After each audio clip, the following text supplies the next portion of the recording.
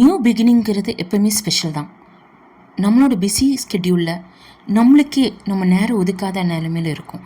ஆனால் நம்மளுக்கான நேரத்தை யார் ஒதுக்குவா? நம்ம தான் ஒதுக்கணும் இல்லையா? அதுவும் நம்மளோட நேரத்தை நம்ம நம்மளோட க்ரோத் டெவலப்மெண்ட்டுக்காக ஒதுக்கிறதுல எந்த தப்பும் இல்லை.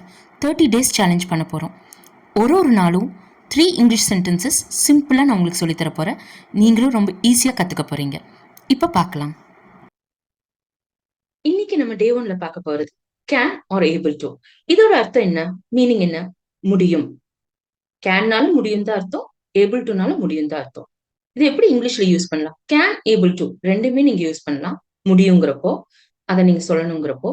ஆனா கேன் ஏபிள் டு யூஸ் பண்ணக்கூடாது. ஏன்னா ரெண்டோட அர்த்தமே முடியும் தான். அப்ப கேன் ஏபிள் டு ஒட்டுக்க யூஸ் பண்ண என்ன ஆகும்? முடியும்னு அர்த்தமாயிரும். சோ அதை யூஸ் பண்ணக்கூடாது. என்னால் முடியும், இது இங்கிலீஷ்ல எப்படி சொல்றது?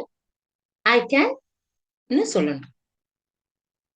என்னால் இதை செய்ய முடியும், இது எப்படி இங்கிலீஷ்ல சொல்றது? I can do this.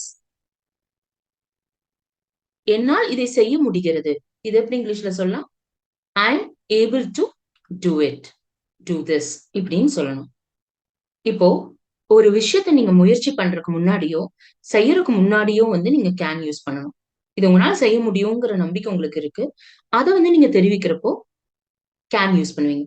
அதே நீங்க செஞ்சுட்டு இருக்கீங்க, அப்போ இது பண்ணிட்டு என்னால பண்ண முடிஞ்சிட்டு இருக்கு, பண்ண முடியுதுன்னு சொல்றீங்க இல்லையா?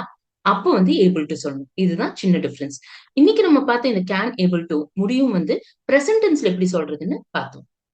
ஓகேவா? பாஸ்ட் டென்ஸ்ல எப்படி சொல்றதுன்னு நெக்ஸ்ட் வீடியோல பார்க்கலாம். தேங்க்யூ.